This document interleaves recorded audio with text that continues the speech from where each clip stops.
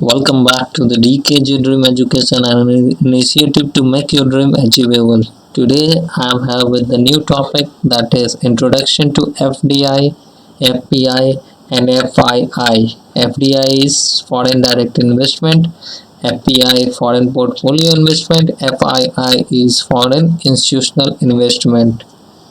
Before we begin आप लोगों से बस इतना कहना चाहता हूँ, जैसे हर रोज़ हर वीडियो में कहता हूँ, please share it to the maximum people.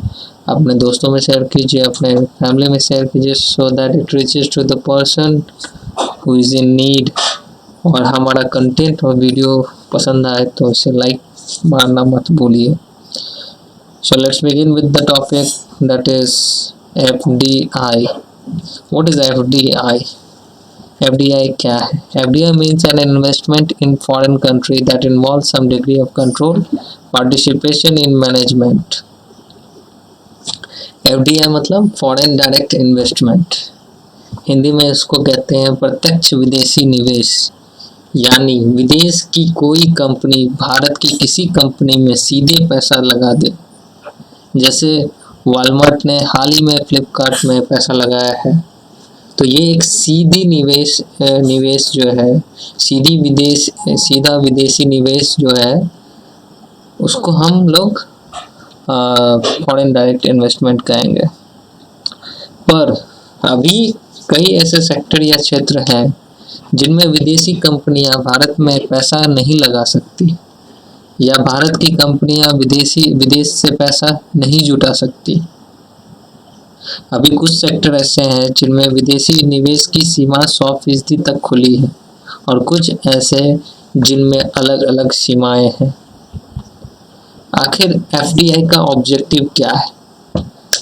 Objective इसका सेल्स एक्सपेंशन है, सेल ज़्यादा से ज़्यादा एक्सपैंड हो, एक्विजिशन ऑफ रिसोर्स है, कुछ ज़्यादा से ज़्यादा रिसोर्स कलेक्ट कर सके, डाइवर्सिफिकेशन और ज़्यादा एक्सपैंड कर सके, डाइवर्सिफाई कर सके सेक्टर को, मिनिमाइजेशन ऑफ कॉम्पिटिटिव रिस्क की minimisation. Now we will see the next what it is a foreign portfolio investment, which means the entry of funds into the nation when foreigners deposit money in a nation's bank and make purchase in the stock and bond markets sometimes for a speculation. तो foreign direct investment और foreign portfolio investment FPI। Bharat में अनेक ऐसी विदेशी कंपनियां हैं जो भारत में उत्पादन करने के साथ ही उच्च स्तर पर व्यापार कर रही है। इसके लिए उन्हें भारत सरकार के शर्तों को मानना होता है, जिसके पश्चात ही वह भारत में अपने उद्योग धंधे स्थापित कर सकते हैं। अमेजॉन, फ्लिपकार्ट, वॉलमार्ट आदि कंपनियां इसका उदाहरण है। भारत सरकार की दूरदर्शी आर्थिक नीतियों की वजह से देश में कारोबार माहौल अच्छा हुआ है, और पूंजी बाजार में देश के ही नहीं विदेश के निवेशकों की दिलचस्पी बढ़ती जा रही है। अब तक का FPI फॉरेन पोर्टफोलियो निवेशक घरेलू बाजार में 23,102 करोड़ रुपए विदेशी निवेश है। तो FPI बहुत ही महत्वपूर्ण है। FPI मतलब इसे हम लोग हिंदी में कहते हैं विदेशी पोर्टफोलियो निवेश। किसी विदेशी व्यक्ति या कंपनी द्वारा किसी भारतीय कंपनी में लगने वाले पैसे को विदेशी निवेश कहा जाता है। विदेशी निवेशक उस कंपनी के शेयर, बॉन्ड खरीद सकता है। इसके साथ वह स्वयं एक नया कारखाना लगा सकता है, लेकिन ये पूंजी निवेश रिपोर्टेबल बेसिस पर होता है। इसका मतलब यह है कि विदेशी निवेशक ने यहाँ जो भी पूंजी निवेश किया है उसे वह निकालकर स्वदेश वापस ले जा सकता है। तो ये हो गया FPI। अब नेक्स्ट हम देखेंगे FII, foreign institutional investment.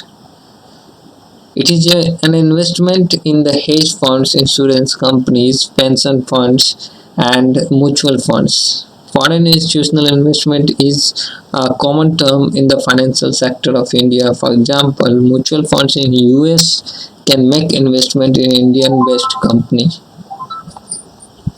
A foreign institutional investment क्या है, इसको हम लोग फॉरेन इंस्टीट्यूशनल इन्वेस्टमेंट कहते हैं, एफपीआई कहते हैं, जिसे हिंदी में हम लोग विदेशी निवेश संस्था कहते हैं।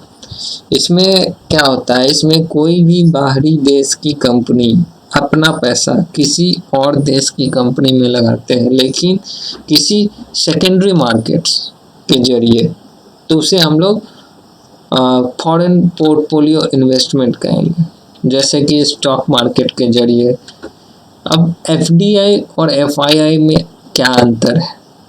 कोई बाहर की कंपनी अपना पैसा भारत की कंपनी या उसकी संस्था में लगाती है, जिसमें किसी सेकंड पार्टी की आवश्यकता नहीं होती है, तो उसे एफडीआई कहते हैं। जबकि एफआईआई में बाहर की कंपनी अपना पैसा भारत की कंपनी में लगाती है, लेकिन किसी सेकेंडरी पार्टी के जरिए, तो उसे हम लोग फॉरेन इंस्टीट्यूशनल इन्वेस्टमेंट कहते हैं, एफआईआई।